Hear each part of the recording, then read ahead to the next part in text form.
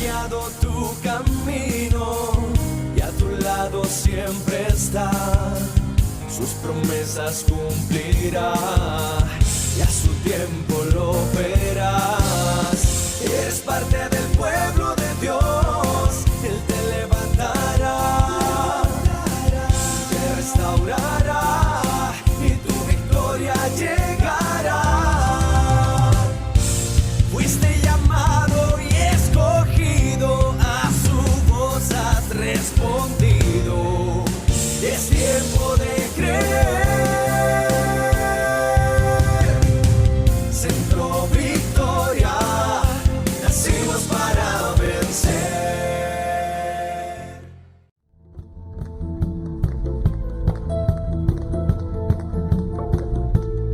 ¿Alguien tiene un Dios grande?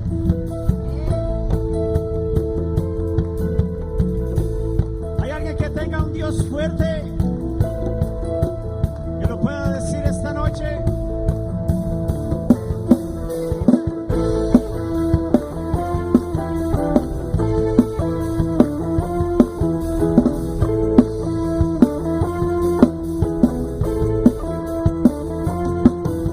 Y grande y fuerte es nuestro Dios. Grande y fuerte es nuestro Dios. Grande y fuerte es nuestro Dios. Grande y fuerte es nuestro Dios.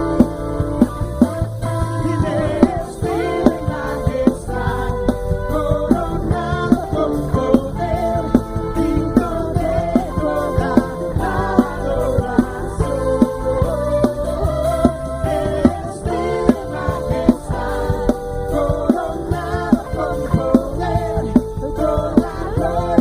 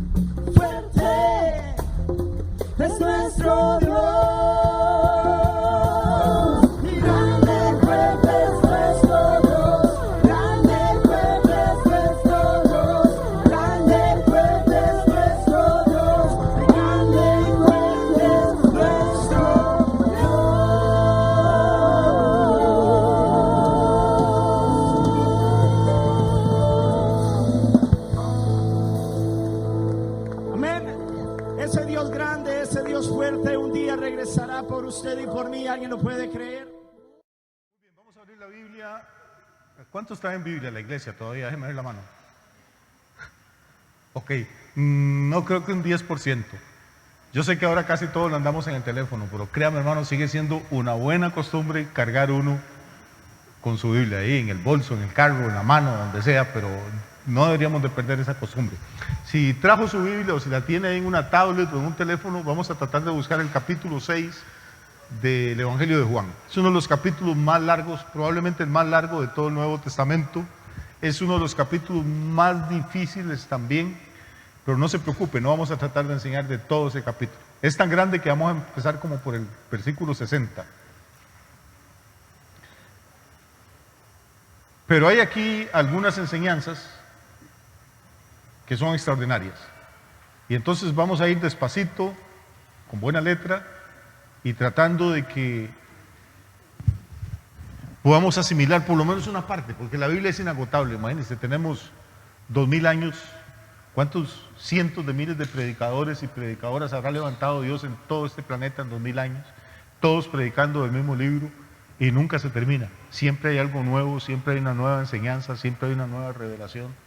La verdad que solo una mente sobrehumana, una mente divina, pudo haber inspirado a los escritores de este libro. El capítulo 6 es un capítulo, repito, sumamente interesante,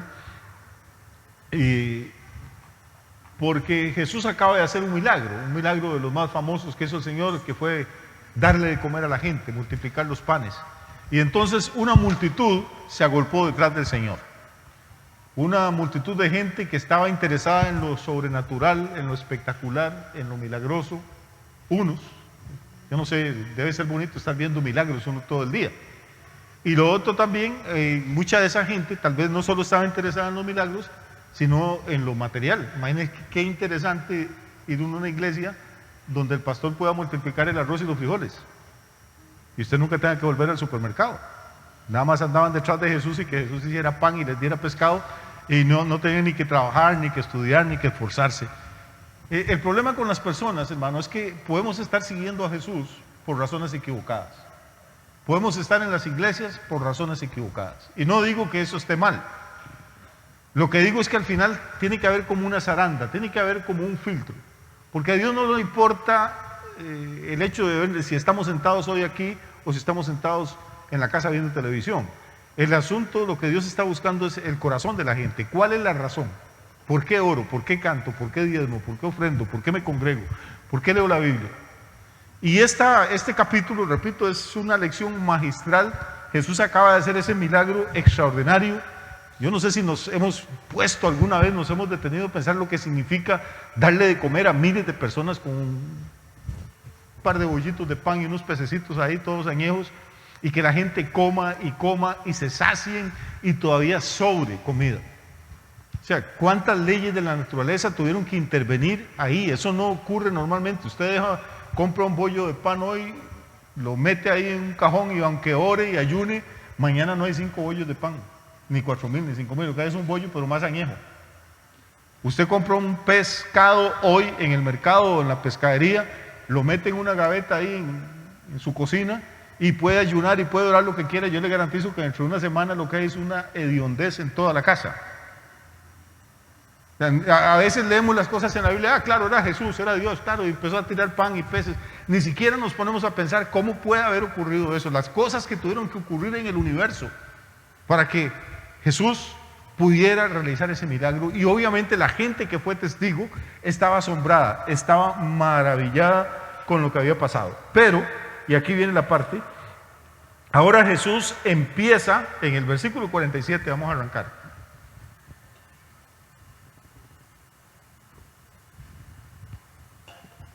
Yo sé que tienen restricción y los vamos a dejar irse temprano hoy. Y vea qué bendición, si usted vuelve a ver alrededor suyo, a pesar de que hoy solo circulan la mitad de las placas, vea lo que Dios está haciendo. No ha parado de traer gente, no ha parado de... Si usted está por primera vez con nosotros, lo bendecimos, nos sentimos muy honrados, esperamos que siga viniendo. Y a las personas que nos ven en diferentes naciones también a través de la plataforma de YouTube, pues que Dios les bendiga ahí donde ustedes están. Muy bien, entonces vamos a ir al versículo 47. Dice Jesús: de cierto os digo, el que cree en mí, tiene vida eterna. Yo soy el pan de vida. Vuestros padres comieron el maná en el desierto y murieron. Este es el pan que desciende del cielo para que el que de él come no muera. Ahora Jesús se los está llevando a una historia que todos ellos conocen. Los 40 años de travesía del pueblo de Israel en el desierto, donde Dios los alimentó también sobrenaturalmente con maná. Entonces, como que note, en el desierto Dios les dio de comer pan del cielo, les dio de comer maná. Ahora Jesús en el nuevo pacto está haciendo ese milagro otra vez y les está dando de comer pan. Pero lo que Jesús está diciendo es que el milagro de Él es superior. Les dice, sus padres comieron maná en el desierto, pero se murieron. Del 1,000,000 y pico de israelitas que salieron de Egipto, solo 2 lograron llegar vivos, Josué y Caleb, a la tierra prometida. El resto comieron pan milagroso, bebieron agua de la roca, vieron no sé cuántos milagros y sin embargo murieron. Pero ahora Jesús dice, yo soy el pan vivo que descendió del cielo. Si alguno comiere de este pan, vivirá para siempre. Nota que está poniendo el milagro de Él en oposición al milagro del Antiguo Testamento. Sus padres comieron maná en el desierto, pero se murieron. Pero el que coma de este pan que yo le voy a dar, no morirá, sino que vivirá para siempre. Entonces, ¿cuál pan era mejor? ¿El que llovía del cielo en el desierto o el que Jesús está ofreciendo? Lógico, el que Jesús está ofreciendo. Pero el problema es este, que dice en el versículo 51, yo soy el pan vivo que descendió del cielo. O sea, el pan, el maná no era el pan vivo, ni era el pan verdadero. Jesús dice, yo soy el pan vivo que descendió del cielo. Si alguno comiere de este pan, vivirá para siempre. Y el pan que yo daré es mi carne, la cual yo daré por la vida del mundo. Y aquí se nos empieza a complicar el panorama. Si usted entiende ese versículo, pues lo felicito. Pero tenemos que ir despacio para tratar de ubicarnos no solo con la mente nuestra, de gente que ha oído sermones o que ha estudiado la Biblia, sino con la mente de los judíos de aquel tiempo, hermano. Voy despacio. Lo que Jesús está hablando aquí es de algo que suena mucho a canibalismo. Él dice, yo les voy a dar un pan, que si ustedes comen de ese pan no se mueren nunca. Y la gente, claro, yo quiero ese pan. Y luego le dice, pero el pan que yo les voy a dar es mi carne.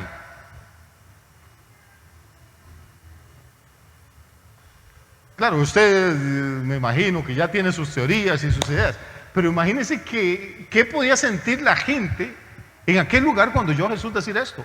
Ver a un hombre ahí de 31, 32 años, puesto de pie delante de una muchedumbre y decir, yo les voy a dar un pan que les va a dar la vida eterna. Y todo el mundo dice, yo quiero, ¿dónde firmo?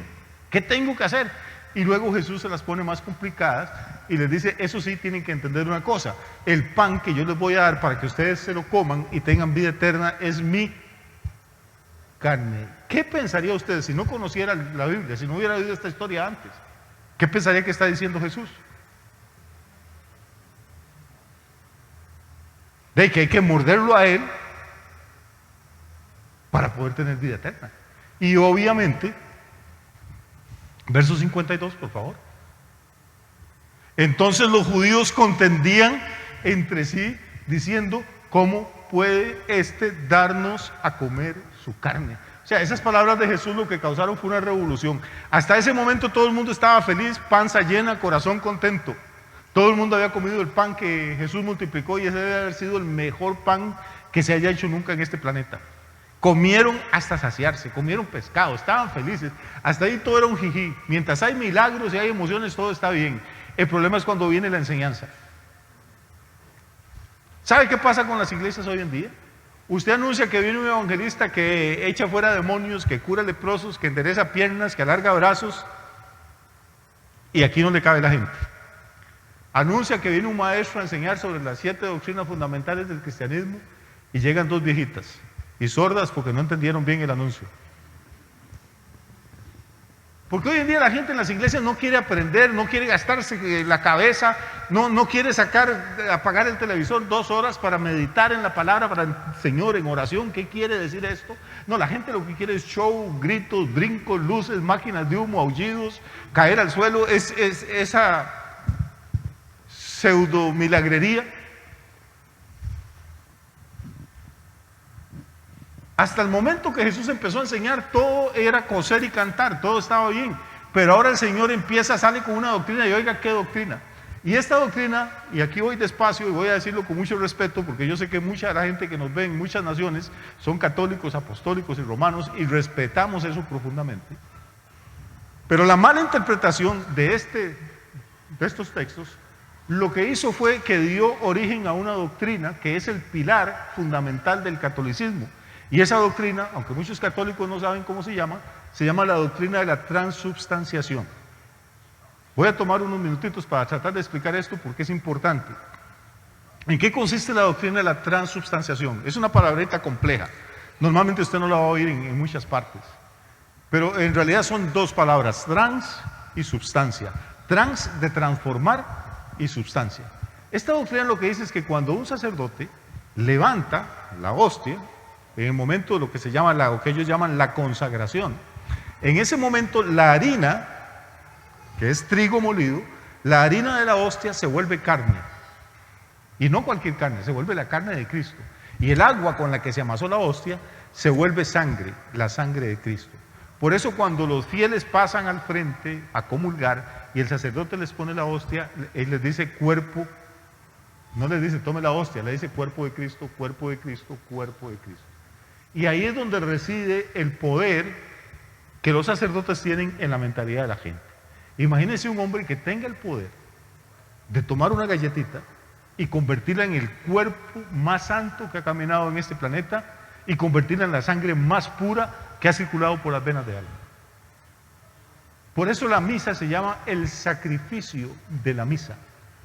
Porque cada vez que el sacerdote alza y la hostia y la consagra, en realidad lo que está haciendo es dándole a la gente, transformando la sustancia, transformando la harina y el agua en carne y sangre. Y antes, porque hace todavía 50 años, usted no podía ir a comulgar si había desayunado. Era como hacerse un examen de sangre.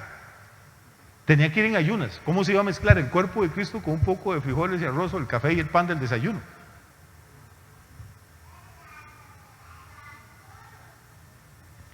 ¿Por qué ocurrió esto? ¿De dónde salió esta doctrina? Salió de que tomaron literalmente las palabras de Jesús. Perdón. Y note que la enseñanza de Cristo no era fácil, porque dice que los judíos contendían. ¿Qué significa contender? Discutían, dialogaban, debatían. ¿Cómo se le ocurre a este hombre? Hasta ahí Jesús era la octava maravilla del mundo, el que les daba de comer, el que multiplicaba.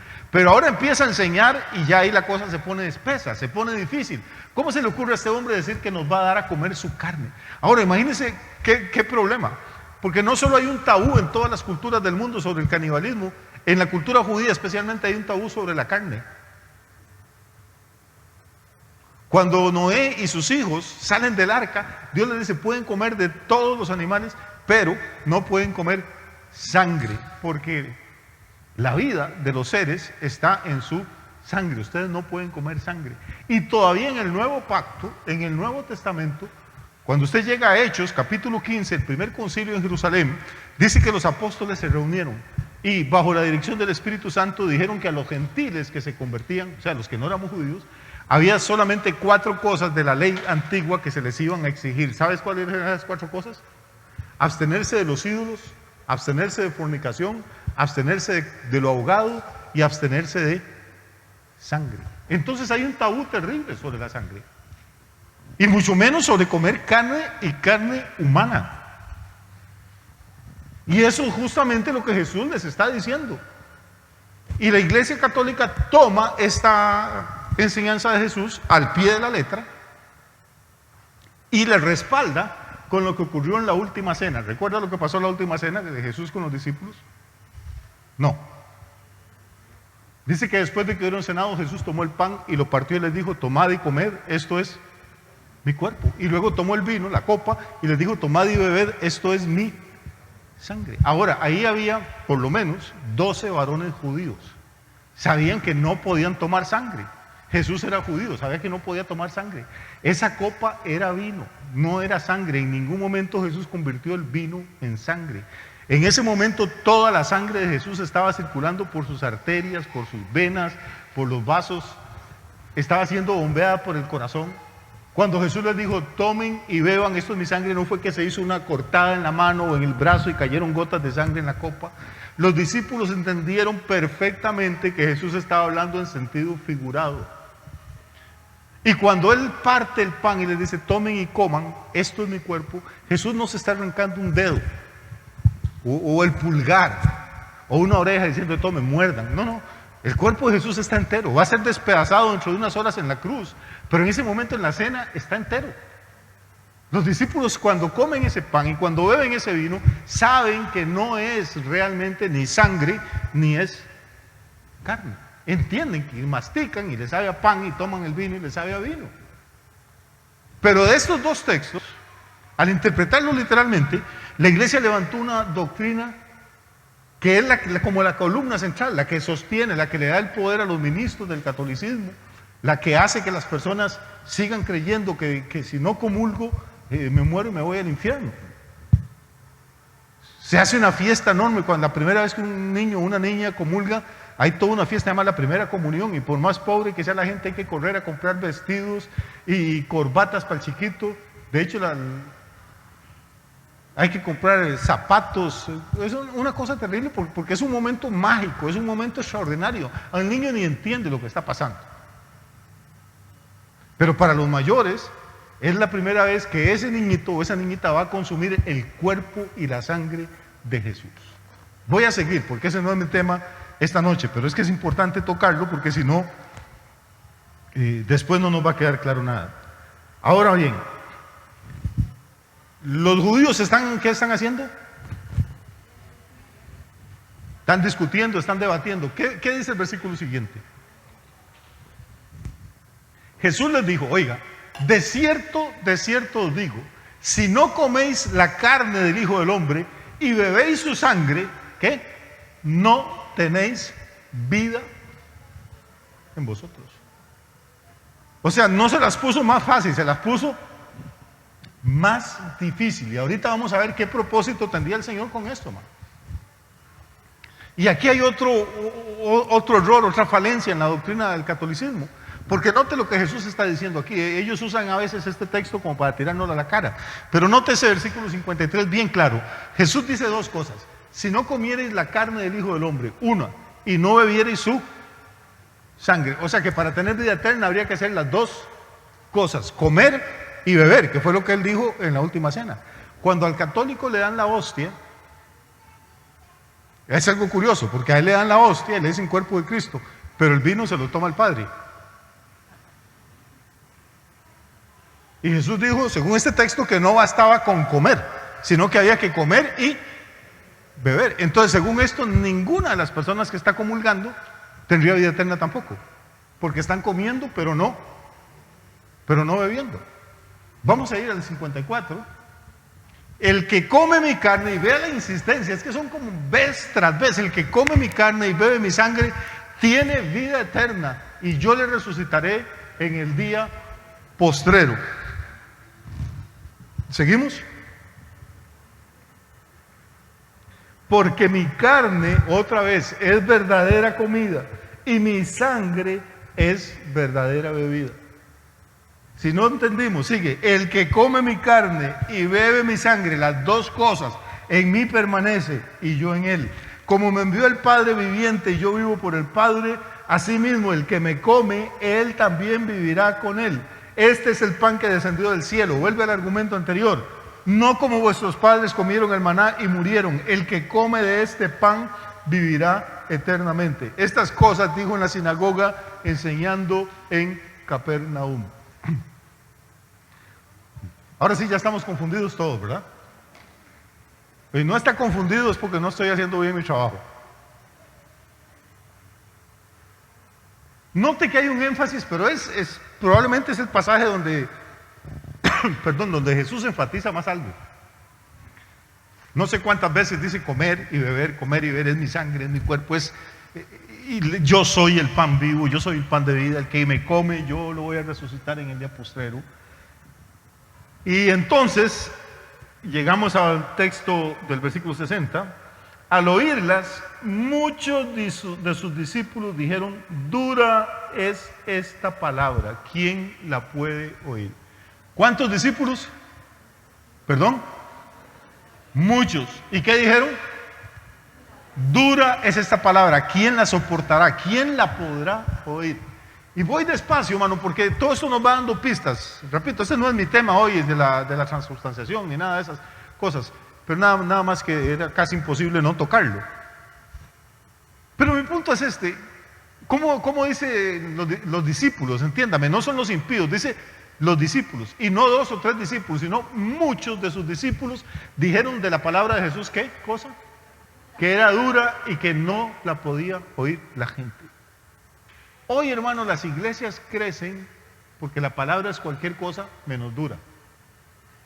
La gente llena los templos, sobre todo los templos evangélicos, porque no se les exige nada, porque no se les pide nada, porque lo que se predica es un evangelio de ganga, de oferta, de baratillo. De que si usted alza la mano, con solo que alce la mano, ya va para el cielo, Cristo lo va a sanar de todas las enfermedades, le va a pagar todas las deudas, su mujer se va a volver a enamorar de usted, los hijos se le van a volver obedientes, y la gente entonces, hermano, por docenas y centenares y por miles, levantan la mano y dicen, yo quiero eso. Como cuando Jesús multiplica el pan. Hay toda una doctrina, hay un movimiento. Las iglesias más grandes del planeta en este momento se llaman iglesias amistosas con los que buscan, donde es prohibido, no es la palabra, no es prohibido, pero tácitamente se entiende. Usted puede ir 20 años a una iglesia de esas y nunca oír la palabra pecado, nunca oír la palabra arrepentimiento, porque puede que ese día haya llegado alguna visita y se sienta ofendida si usted lo dice, entonces no se le puede ofender a la gente. Donde si hay un ricachón que echa montones de plata a la iglesia, aunque usted sabe que explota a los trabajadores y que es un sinvergüenza, usted nunca puede tocar el tema ese de pagar lo justo porque el Señor se podría sentir aludido y ofendido. Entonces, lo que se predica es una guachacha, donde hay que quedarle bien a todo el mundo para que nadie se resienta.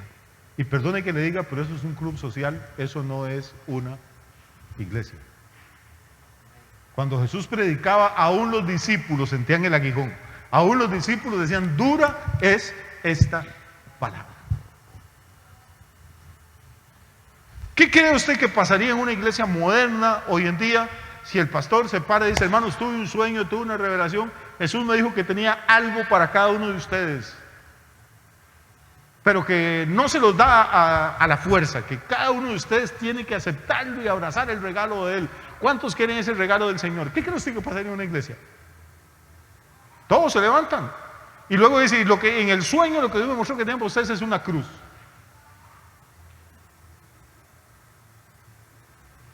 Le garantizo, hermano, que si le queda a la señora, a ese pastor ahí en el templo, le va bien.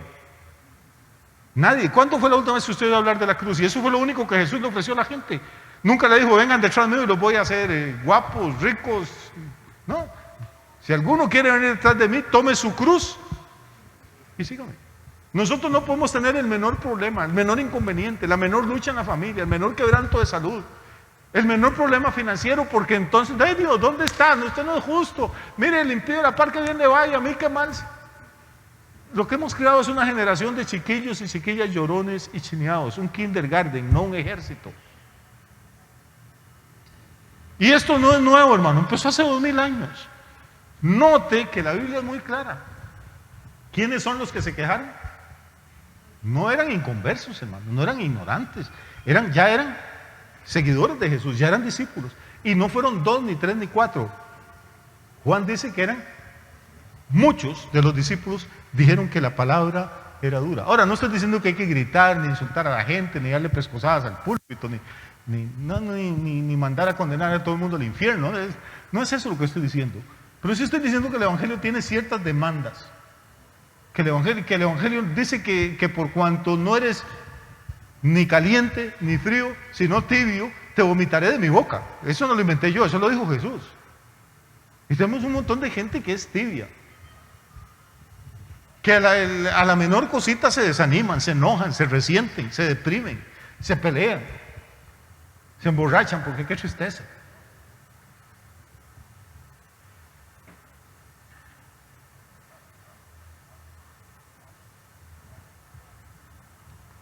Sabiendo Jesús en sí mismo, estoy en el versículo 61, que sus discípulos murmuraban de esto, les dijo: ¿esto os ofende?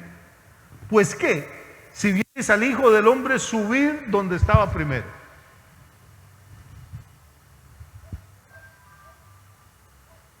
O sea, lo que Jesús está diciendo, ustedes solo conocen una partecita de mí. Lo único que conocen es el hombre del que andan detrás hace 2 o 3 años y que hace milagros y que predica y cuenta parábolas bonitas.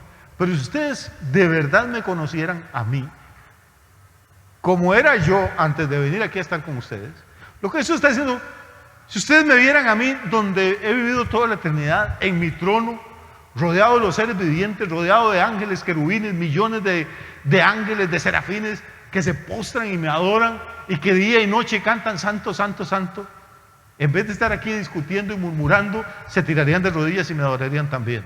Eso es lo que está diciendo. ¿Sabe por qué nos quejamos tanto? ¿Sabe por qué hablamos tanto? Porque no tenemos ni idea todavía de qué clase de Dios es el que nosotros tenemos, ni qué clase de salvación es la que nos ha regalado.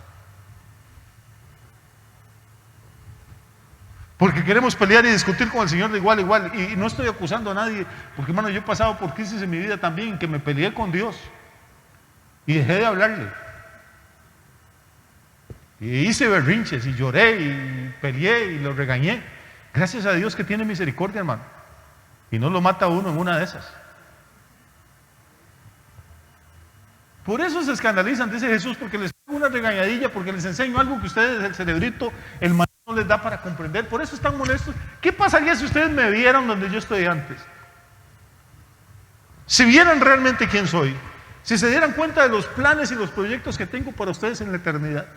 ¿Qué pasaría si ustedes lograran entender que con todas sus crisis y problemas y debilidades, ustedes fueron escogidos desde antes de la fundación del mundo para convertirse en templos del Espíritu Santo, en hijos del Dios viviente? Si lográramos entender eso por un momento, Jesús quiere llevarlos a otro nivel.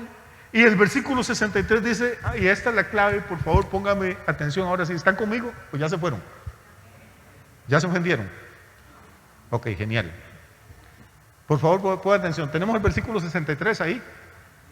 Yo voy a seguir predicando como con un espejo aquí para no tener que estarme dando vuelta. Oiga esto. Esta es la clave, hermano. El Espíritu es el que da vida. La carne para nada aprovecha. Y acaba de decir que hay que comer de la carne y comerse la carne y comerse la carne, que el que no come la carne no tiene vida eterna y que el que come la carne lo resucita. Y ahora dice que la carne para nada aprovecha.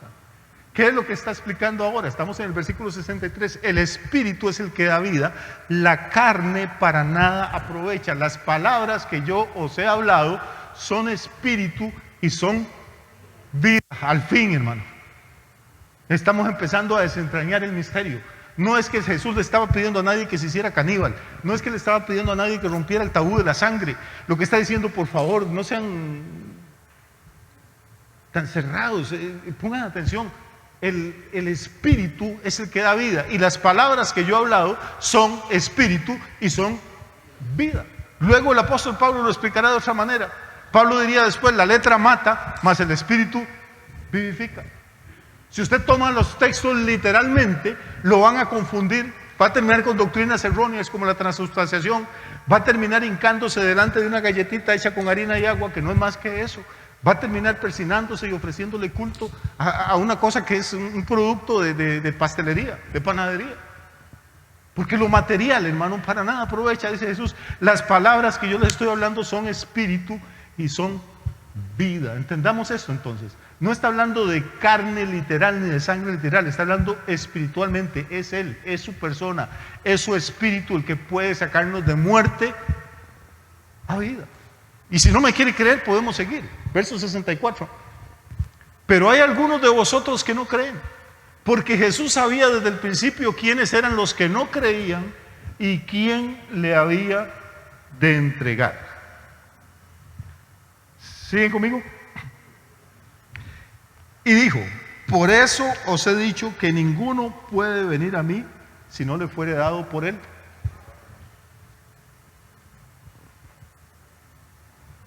Este es el versículo de las muchachas cuando tienen 14 o 15 años.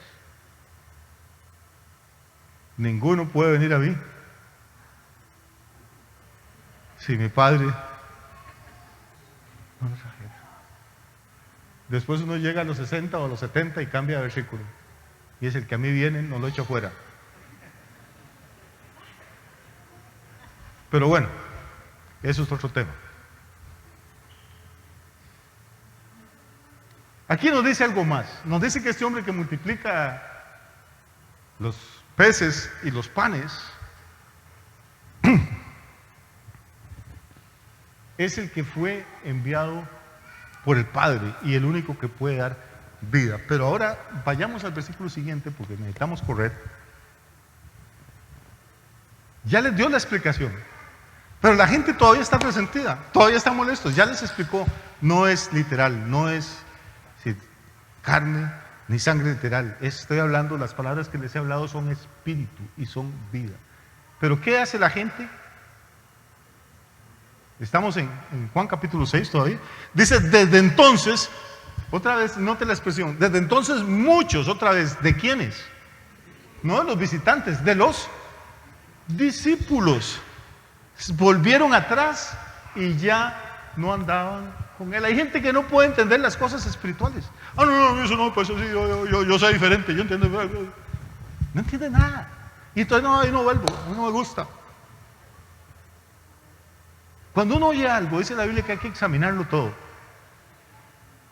Tomar lo bueno y desechar lo malo. Pero no porque me gusta o no me gusta, pues tengo que tener argumentos con la palabra. Ahora note qué curioso, este es un caso típico de algo que se llama apostasía. Apostasía es cuando usted ha conocido la verdad y se aparta de ella voluntariamente, ¿verdad? Eso es un apóstata. Y note, son esas coincidencias que solo Dios puede hacer. Ustedes saben que los capítulos y versículos y todo no fueron inspirados por Dios. Los libros de la Biblia se dividieron en capítulos, los dividió un monje católico muy estudiado, como en el año 1060 más o menos, después de Cristo, para memorizar más fácil.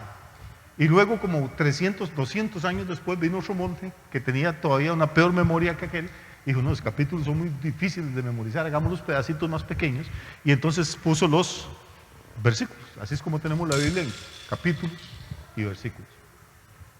Pero este versículo es un ejemplo típico de la apostasía, de gente que siguieron a Jesús, que conocieron a Jesús, que no fue que ese día lo escucharon enseñar por primera vez, ya habían caminado con él días, semanas, meses, tal vez años, lo habían visto hacer milagros, habían oído parábolas, pero ese día se enojaron con Jesús, no les gustó lo que se yo, me voy, por la razón que fuera.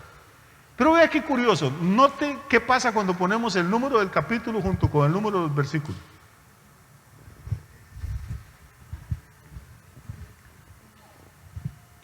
¿Qué encuentra? Nada. ¿Y sabe qué es ese número en la profecía bíblica? Es el número de la bestia, es el número del anticristo, el 666. Es el del hombre que se va a levantar y se va a rebelar contra Dios y va a querer saber más que Cristo y poder más que Cristo y va a ser destruido. Ese es el problema de la apostasía. Estamos viviendo en una época, hermano, en que muchísimas iglesias cristianas están apostatando.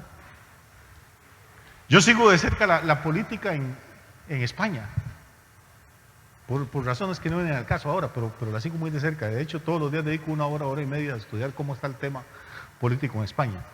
Pero es curioso, fíjese usted que en Estados Unidos, que fue un país bendecido por Dios, un país que su declaración empieza diciendo nosotros una nación bajo Dios, así empieza. Una nación que hasta la moneda y los billetes dicen in God we trust, en Dios confiamos.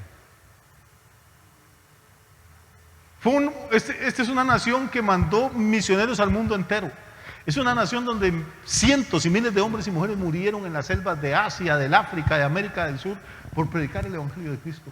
Es un país donde las iglesias han levantado miles de millones de dólares para construir pozos en África, para construir hospitales, para construir clínicas, para fundar templos, para predicar el Evangelio. Bueno, es un país que apostató. En estos momentos en Estados Unidos es prohibido mencionar el nombre de Dios en la escuela, es prohibido mencionar a Jesucristo en un colegio. No se puede mencionar la Biblia. Usted puede hablar de Mahoma, puede hablar de Buda, puede hablar de que sea, pero no de Cristo. Es un país que le dio la espalda a su Dios, al Dios que lo levantó. Un país que hace todavía 30 o 40 años era la potencia más grande del mundo, el acreedor más grande del mundo. Todo el planeta le debía plata a los Estados Unidos. Hoy Estados Unidos es el mayor deudor del planeta, le debe plata a todo el universo. Y le decía lo de España, porque hay un debate de quién es el que tiene el derecho de educar a los hijos, si la familia, los padres o el Estado. Porque la depravación en España está llegando a puntos increíbles. Un día estos en una ciudad, no recuerdo ahorita si fue en Málaga, en una escuela primaria, la maestra o el maestro estaban enseñando a los niñitos de 6, 7 u 8 años acerca del sexo oral, y luego les pidieron que, si habían entendido, que pasaran y hicieran una demostración en público delante de los compañeros. O sea, estos son unos pedófilos y unos depravados que están usando toda esta nueva ideología del diablo para corromper más a toda una generación. Y entonces entra alguna gente ahí protestando, diciendo, pero por Dios, por eso es que no deben ser educados en sexualidad, sino por sus padres. Y entonces entra un montón de gente diciendo, ¿cómo que por los padres? Los niños son del Estado. Y si a los padres les diera por enseñarle a los hijos sobre el creacionismo. Yo me quedé, pero... O sea, si los padres le enseñan a los hijos que el universo existe porque Dios lo creó, es una tragedia, pueden ir a la cárcel. Pero si los maestros les enseñan a niños de 7 y 8 años que pasen al frente y tengan relaciones sexuales públicamente, ahí todavía a esa edad no pueden tener sexo completo, pero que hagan la pantomima, eso está bien y lo aplauden estos millones de imbéciles. Ahora, España fue un país que nunca fue cristiano protestante, pero fue la cuna del catolicismo. También España mandó miles de misioneros al África, al Asia, a América. Ellos fueron los que trajeron aquí la primera noción de Cristo y de la Biblia y de la salvación. Equivocados o no, pero ellos dieron su vida por llegar aquí. Y ver que estos países, hermano, que fueron luz, hoy son una letrina, son un servicio sanitario de inmoralidad, de odio a todo lo que significa Dios, Cristo. Hay una isla. Yo estuve predicando hace un par de años ahí, en las Islas Canarias. Hay una isla que se llama La Palma, y acaba de hacer erupción un volcán en La Palma. Y los ríos de lava bajan, y usted ve donde se van llevando las casas, los campos. La gente pierde el ganado, pierde los sembradíos, pierden la casa, todo eso queda ahí.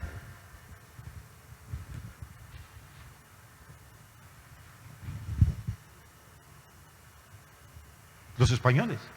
Y entonces el gobierno de España agarra a estos damnificados, se los lleva para un gimnasio y los pone a dormir en colchonetas. Bueno, parece normal, ¿verdad? Pero curiosamente en esas mismas islas entran todos los días 2.000 inmigrantes ilegales, musulmanes, ilegales, 2.000 por día. ¿Y sabe qué hace el gobierno de España? Vació todos los hoteles de las islas de 5 estrellas, y entonces todos estos ilegales duermen en hoteles de 5 estrellas. Y los españoles que han pagado impuestos toda su vida duermen en una colchoneta en el piso. Todos estos ilegales que entran a España tienen colegio asegurado, beca asegurada, seguro pago. Y uno dice, ¿pero por qué? ¿Será que el mundo está loco? No, es que hay un plan detrás de todo esto. Toda esta gente que está entrando son musulmanes, y los musulmanes quieren acabar con el cristianismo. El cuento que le venden a la gente es que es una religión de paz. Es la religión más terrible que hay.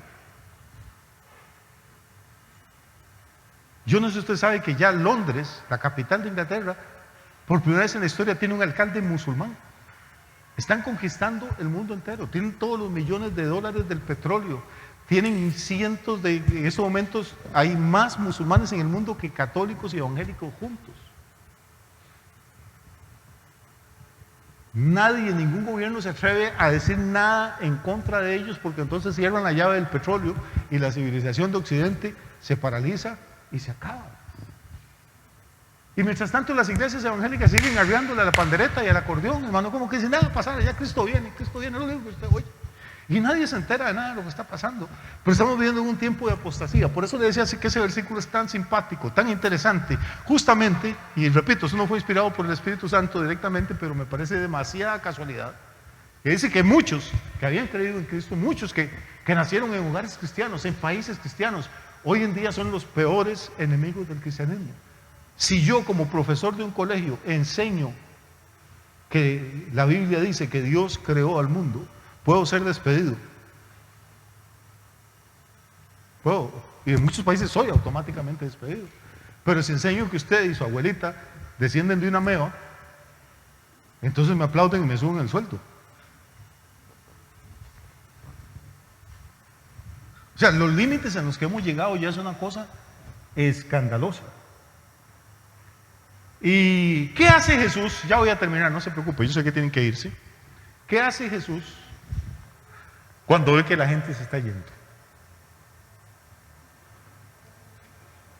Vuelve y de la masa de discípulos que tenía, que le habían seguido hasta Capernaum, se da cuenta que le quedan 12.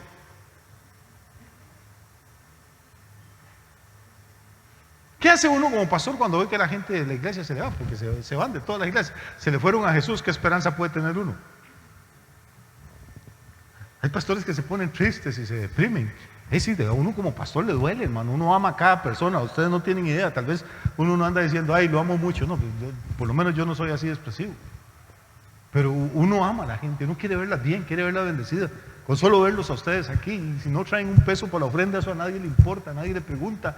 Si viene bien mudado con saco y corbata, igual. Y si viene hecho un zarandajo, igual lo vamos a abrazar y lo vamos a saludar.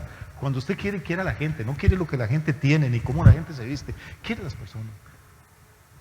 Pero el problema es que a veces caemos en la trampa. Los pastores. Yo vi eso muchas veces cuando yo empezaba a predicar. Se iba alguien, entonces el pastor, ay, tengo que hacerle una visita a la hermana Chepita. Es que hace días que no la veo en la iglesia. Hay pastores que pasan lista. El domingo pasado no vino a la escuela dominical en Ganito, hay que visitarlo a ver qué le pasa. ¿Dónde ve usted eso en la Biblia? Se fue un poco de gente y le quedan 12. Y Jesús dice, muchachos, qué bendición que ustedes se quedaron conmigo. Bendito Dios que siempre hay gente fiel. Qué bueno, ¿les dijo Jesús eso? ¿Qué les dijo? Oiga, ¿y ustedes qué están haciendo aquí? ¿No quieren irse también?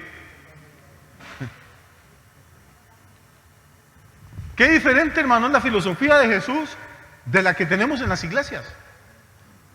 Jesús no quería tener un montón de gente ahí alrededor de él. Quería tener, no importa que fueran pocos, pero comprometidos. Que supieran en lo que estaban. Que pusieran atención y entendieran la palabra que él estaba enseñando. Ustedes se quieren ir también.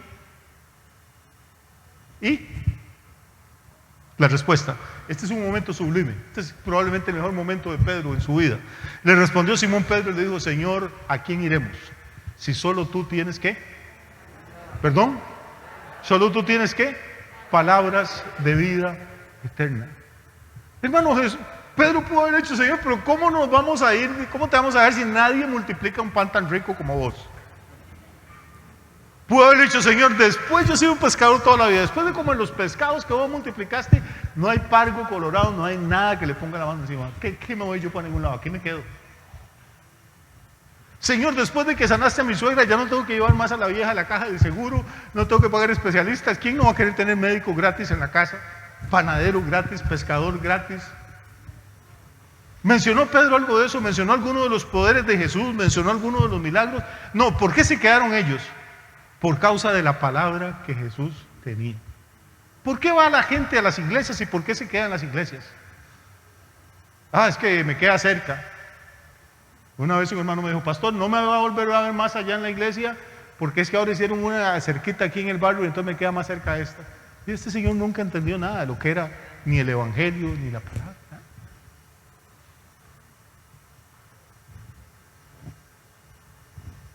Es como que uno esté casado, hermano, y se vaya a trabajar a San José y la mujer aquí en Pérez Celedón, y uno llama a la mujer y le diga, mi amor, no me va a volver a ver más allá de la casa, es que me encontré una doña aquí a la pura par y me queda más cerca, y por rico es manejar uno en Musog y esa Mariazón y todo, y los gastos mejor aquí me hacen el favor, más cerquita.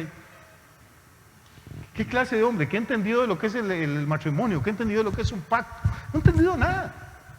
Bueno, la gente dice a uno, es que ahí voy allá porque me gusta más la música, es que el pastor cuesta mejores chiles, es que la iglesia me queda más cerca, es que tenemos un montón de razones, solo hay una que es válida. ¿Sabe cuál es? ¿Por qué está usted aquí? ¿Por qué debería quedarse aquí? Tiene que quedarse por causa de la palabra. Y el día que empecemos a predicar algo que no sea la palabra y que no sea sana doctrina, su deber es coger los chunchitos e irse. Aunque tengamos la mejor banda musical, aunque tengamos aire acondicionado, aunque tengamos sillas reclinables, aunque contemos los chistes más fabulosos del mundo, porque ninguna de esas cosas lo puede llevar al cielo. Solo la palabra de Dios es la que produce vida eterna, solo la sana doctrina. Si Dios quiere hacer milagros y quiere enderezar jorobados, y que lo haga, hermano, bendito Dios, pero esa no es la razón por la que estamos aquí. Si Dios nos va a prosperar a todos y vamos a salir bien financieramente, bendito Dios, hermano. Pero esa no es la motivación. La motivación, lo que tiene que traernos a Jesús, lo que tiene que arrimarnos a la congregación, siempre es esto: oír una palabra, que sea una palabra que genere en nosotros hambre de Cristo, hambre de la carne y la sangre del Hijo de Dios, pero no literales, sino espirituales, porque esa es la palabra que nos puede dar la vida eterna. Que Dios los bendiga muchísimo esta noche. Centro Victoria, nacimos para vencer.